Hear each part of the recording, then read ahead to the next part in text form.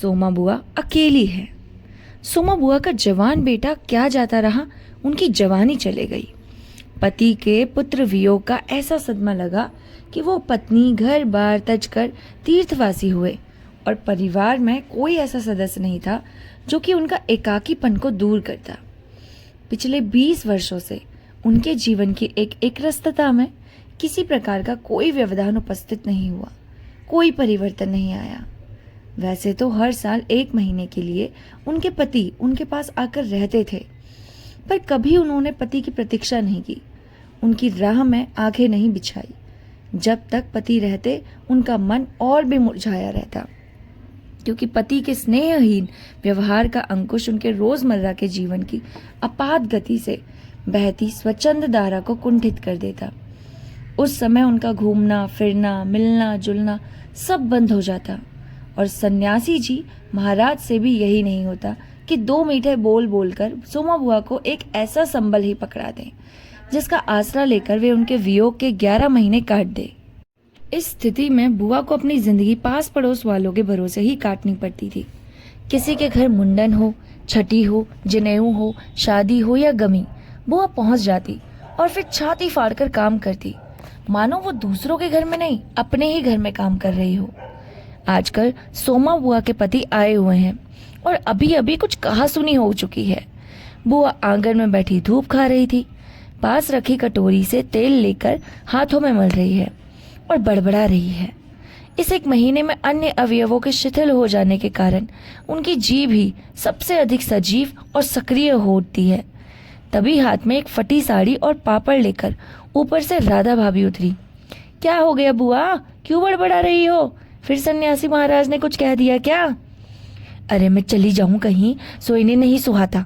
कल चौक वाले किशोरी लाल के बेटे का मुंडन था, सारी बिरादरी को न्योता था। मैं तो जानती थी कि ये पैसे का गुरूर है कि मुंडन पर सारी बिरादरी को न्योता दे, पर काम उन नई नवेली बहुओं से संभलेगा नहीं, सो जल्दी चले गई और हुआ भी यही। तो सरक कर बुआ ने राधा के हाथ से पापड़ लेकर सुखाने शुरू कर दिए।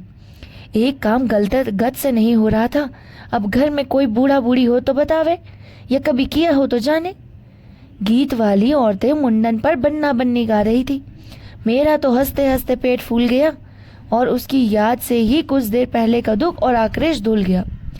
अपने सहज स्वाभाविक रूप में वो कहने लगी, भट्टी पर देखो तो अजब तमाशा, समोसे कच्चे ही उतार दिए और इतने बना दिए कि 2 बार खिला दो, और गुलाब जामुन इतने कम कि एक पंगत में भी पूरा ना पड़े। उसी समय मैदा सान कर नए गुलाब जामुन बनाए। दोनों बहुए और किशोरी लाल तो बेचारे इतना जस मान रहे थे कि क्या बताऊं। कहने लगे, अम्मा तुम ना होती तो आज बहुत दूर जाता, अम्मा तुमने लाज रख ली। मैंने तो कह दिया कि अरे अपने ही काम ना आवेंगे तो कौन आवेगा, बाहर से तो कोई आवेगा नहीं। ये तो आजकल इनकी रोटी पानी का काम रहता है, नहीं तो मैं सवेरे ही चले जाती। तो सन्यासी महाराज क्यों बिगड़े पड़े हैं? उन्हें तुम्हारा आना जाना अच्छा नहीं लगता बुआ? यूं तो मैं कहीं आऊं जाऊं सो ही इन्हें ना सुहाता, और फिर कर किशोरी के यहाँ से बुलावा नहीं आया। अरे मैं तो कहूँ कि घर वालों को कैसा बुलावा, वे लोग तो मुझे अपनी माँ से कम न समझते। नहीं तो कौन भला यूं भट्टी और भंडार घर सौंप दे, पर उन्हें अब कौन समझावे। कहने लगे तो जबरदस्ती दूसरों के घर में टांग अड़ाती फिरती है। और एकाएक उन्हें इस क्रोध भरी वाणी और कटु वचन का स्मरण हो आया, जिसकी बौछार कुछ देर पहले ही हो चुकी थी। याद आते ही बुआ के आंसू बह चले। अरे रोती क्यों हो बुआ, कहना सुनना तो चलता ही रहता है। सन्यासी जी महाराज 1 महीने ही तो आकर रह रहे हैं, सुन लिया करो और क्या। सुनने को ही तो सुनती हूँ, पर मन तो दुखता ही है। 1 महीने को आते हैं, कभी मीठे बोल नहीं बोलते। मेरा आना जाना तो इन्हें सुहाता ही नहीं। सो तू बता राधा, ये तो साल में 11 महीने हरिद्वार रहते हैं, इन्हें तो नाते रिश्ते वालों से कुछ लेना देना नहीं, पर मुझे तो सबसे निभाना पड़ता है। मैं भी सबसे तोड़ ताड़ कर बैठ जाऊं क्या? कैसे चलेगा? मैं तो इनसे कहती हूँ, जब पल्ला पकड़ना है तो अंत समय में भी साथ रखो। सो तो इनसे होता नहीं, सारा कर्म धर्म यही लूटेंगे, सारा जस यही बटोरेंगे। मैं अकेली पड़ी पड़ी इनके नाम का रोया करूं, पर उस पर से कहीं आऊं जाऊं वे भी इनमें बर्दाश्त नहीं होता। और बुआ ये सब कुछ कहकर फूट फूट पर रो पड़ी। राधा ने आश्वासन देते हुए कहा, रो नहीं बुआ, अरे वे तो नाराज इसलिए हुए कि तुम बिना बुलाए चले गई। बेचारे इतने हंगामे में बुलाना भूल गए तो मैं भी मान करके बैठ गई। मैं बुरा मान के बैठ जाती क्या? फिर घर वालों को कैसे बुलाना? मैं तो अपनेपन की बात जानती हूँ। कोई प्रेम नहीं रखे तो 10 बुलावे पर नहीं जाऊं, और प्रेम रखे तो बिना बुलावे भी सर के बल जाऊं। मेरा अपना हरकू होता और उससे घर का काम होता तो क्या मैं बुलावे के भरोसे बैठी रहती? मेरे लिए जैसा हरकू वैसा किशोरी लाल। आज हरकू नहीं है, इसी से दूसरों को देख देख कर मन भरमाती रहती हूँ। और वो हिचकियाँ लेने लगी। सूखे पापड़ों को बटोरते बटोरते स्वर को भरसक कोमल बनाकर राधा ने कहा, तुम भी बुआ बात को कहाँ से कहाँ ले गई हो। अब चुप हो जाओ, पापड़ भून कर लाती हूँ, खाकर बताना कैसा है। वो साड़ी समेटकर ऊपर चढ़ गई। कई सप्ताह भर बाद बुआ बड़े प्रसन्न मन से आई और सन्यासी जी से बोली, सुनते हो देवर जी के ससुराल वालों की किसी लड़की का संबंध भागीरथी के यहाँ हुआ है। वे सब लोग यहीं आकर ब्याह कर रहे हैं। देवर जी के बाद तो उन लोगों से कोई संबंध नहीं रहा, फिर भी है समधी ही। वे तो तुमको भी बुलाए बिना ही नहीं मानेंगे। समधी को आखिर कैसे छोड़ सकते हैं? और बुआ पुलकित होकर हंस पड़ी। सन्यासी जी की मौन उपेक्षा से उनके मन को ठेस तो पहुंची, फिर भी वो प्रसन्न थी। इधर उधर जाकर वे इस विवाह की प्रगति की खबरें लाती। आखिर एक दिन वे ये भी सुनाई कि उनके समधी यहाँ आ गए। जोर शोर से तैयारियां हो रही हैं। सारी बिरादरी को दावत दी जाएगी, खूब रौनक होने वाली है। दोनों ही पैसे वाले ठहरे। हम के जाने हमारे घर बुलावा आएगा ही नहीं। देवर जी को मेरे 25 बरस हो गए, उसके बाद से तो कोई संबंध ही नहीं रखा। रखे हुए कौन? यहाँ काम तो मर्दों का होता है। मैं तो मर्द वाली होकर भी बेमर्द की हूँ। और एक ठंडी सांस उनके दिल से निकल गई। अरे वाह बुआ, तुम्हारा नाम कैसे नहीं हो सकता? तुम तो समधिन ठहरी। संबंध में ना रहे कोई रिश्ता तोड़े ही तोड़े जाता है। दाल पीसती हुई घर की बड़ी बहू बोली। बुआ नाम है, मैं तो सारी लिस्ट लेकर देख कर आई हूँ। विधवा नंद बोली। बैठे ही बैठे एकदम आगे सरक कर बुआ ने बड़े उत्साह से पूछा, तू अपनी आंख से देख कर आई है मेरा नाम? नाम तो होना ही चाहिए, पर मैंने सोचा क्या जाने आजकल की फैशन में पुराने संबंधियों को बुलाना ना हो। और बुआ बिना 2 पल भी रुके वहां से चल पड़ी। अपने घर जाकर सीधे राधा भाभी के कमरे में चढ़ी। क्यों री राधा, तू जानती है नए फैशन में लड़की की शादी में क्या क्या दिए जावे हैं? समधियों का मामला ठहरा, सो भी पैसे वाले। खाली हाथ जाऊंगी तो अच्छा नहीं लगेगा। मैं तो पुराने जमाने की ठहरी। तू ही बता दे क्या दूं? अब कुछ बनने का समय तो नहीं रहा, 2 दिन बाकी हैं, सो कुछ बना बनाया ही खरीद लाऊंगी। बताना क्या करूं? क्या देना चाहती हो अम्मा? जेवर, कपड़े, श्रृंगारदार या कोई चांदी की चीजें? मैं तो समझू ही नहीं रही। जो कुछ पास है तुझे लाकर दे देती हूँ। जो तू ठीक समझे ले आना।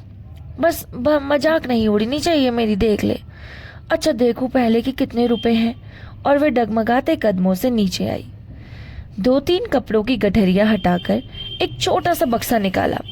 बड़े जतन से उसे खोला। उसमें 7 रुपए कुछ रेजगारी पड़ी थी। एक अंगूठी। बुआ का अनुमान था कि रुपए ज्यादा होंगे, पर जब 7 ही रुपए निकले तो सोच में पड़ गई। रईस समधियों के घर में इतने से रुपयों में बिंदी भी नहीं लगेगी। उनकी नजर अंगूठी पर गई।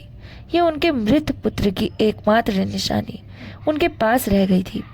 बड़े बड़े आर्थिक संकटों के समय भी वे उस अंगूठी का मोह नहीं छोड़ सकी थी। आज भी एक बार उसे उठाते समय उनका दिल धड़क गया। फिर उन्होंने 5 रुपए और वह अंगूठी आंचल में बांध ली, बक्से को बंद किया और फिर ऊपर को चली गई। पर इस बार उनके मन का उत्साह कुछ ठंडा पड़ गया था और पैरों की गति शिथिल। राधा के पास जाकर बोली, रुपए तो नहीं निकले बहू, आए भी कहाँ से? मेरा कौन कमाने वाला बैठा है? उस कोठरी का किराया आता है, उसमें से तो 2 समय की रोटी निकल जाती है जैसे तैसे। और वो रो पड़ी। राधा ने कहा, क्या करूं बुआ, आजकल मेरा भी हाथ तंग है, नहीं तो मैं ही दे देती। अरे पर तुम चक्कर में क्यों पड़ती हो? आजकल तो देने लेने का रिवाज ही उठ गया। नहीं रे राधा, समधियों का मामला है, 25 बरस हो गए तो भी नहीं भूले वे। मैं खाली हाथ जाऊं? नहीं नहीं, इससे तो ना ही जाऊं सो अच्छा है। तो जाओ ही मत, चलो छुट्टी हुई। इतने लोगों में किसे पता चलेगा कि आई या नहीं। राधा ने सारी समस्या का सीधा सीधा हल बताते हुए कहा। बड़ा बुरा मानेंगे, सारे शहर के लोग जावेंगे और मैं समधिन होके नहीं जाऊंगी तो यही समझेंगे कि देवर जी मरे तो संबंध भी तोड़ लिया। नहीं नहीं, तो ये अंगूठी ही बेच दे। और उन्होंने आंचल की गांठ खोलकर एक पुराने जमाने की अंगूठी राधा के हाथ पर रख दी। फिर बड़ी मिन्नत के स्वर में बोली, तू तो बाजार जाती है राधा, इसे बेच देना और जो कुछ ठीक समझे खरीद देना, बस शोभा रह जावे इतना ख्याल रखना। गली में बुआ ने चूड़ी वाले की आवाज सुनी तो एकाएक ही उसकी नजर अपने हाथ की भद्दी मटमैली चूड़ियों पर जाकर टिक गई। कल समधी के यहाँ जाना है, जेवर नहीं तो कम से कम कांच की चूड़ी तो अच्छी पहन ले। पर एक अत्यंत लाज के उनके कदमों को रोक लिया, कोई देख लेगा तो। लेकिन दूसरे ही क्षण अपनी इस कमजोरी पर विजय पाती सी वे पीछे के दरवाजे पर पहुंच गई और 1 रुपया कलदार खर्च करके लाल हरी चूड़ियों के बंद पहन लिए। पर सारे दिन हाथों को साड़ी के आंचल से ढके ढके फिरी शाम को राधा भाभी ने बुआ को चांदी की एक सिंदूरदानी, एक साड़ी और एक ब्लाउज का कपड़ा लाकर दे दिया। सब कुछ पाकर बूढ़ी बुआ बहुत खुश हुई और सोच सोच करके ये सोचती रही कि जब वे ये सब दे देंगे तो उनकी समधन पुरानी बातों की दुहाई दे देकर उनकी मिलनसारिता की कितनी प्रशंसा करेगी। उनका मन पुलकित होने लगा। अंगूठी बेचने का गम भी जाता रहा। पास वाले बनिए के यहाँ से एक आने का पीला रंग लाकर रात में उन्होंने साड़ी रंगी। शादी में सफेद साड़ी पहनकर जाना क्या अच्छा लगेगा। रात में सोई तो मन कल की ओर दौड़ रहा था। दूसरे दिन 9 बजते बजते खाने का काम समाप्त कर डाला। अपनी रंगी हुई साड़ी देखी तो कुछ जची नहीं। फिर ऊपर राधा के पास पहुंची। क्यों राधा, तू तो रंगी साड़ी पहनती है तो बड़ी आब लगती है, चमक रहती है, इसमें तो चमक नहीं आई। तुमने कलफ जो नहीं लगाया अम्मा, थोड़ा सा मान दे देती तो अच्छा रहता। अभी दे दो, ठीक हो जाएगा, लाओ लगा देती हूँ। बुलावा कब का है? अरे नया फैशन वालों की मत पूछो, ऐन मौके पर बुलावा आता है। 5 बजे का मुहूर्त है, दिन में कभी भी आ जावेगा। राधा मन ही मन मुस्कुरा उठी। बुआ ने साड़ी में मान लगाकर सुखा दिया। फिर एक नई थाली निकाली। अपनी जवानी के दिनों में बुआ बिना बुना हुआ क्रोशिया का एक छोटा सा मेजपोश निकाला। थाली में साड़ी, सिंदूरदानी, एक नारियल और थोड़े से बताशे सजाए।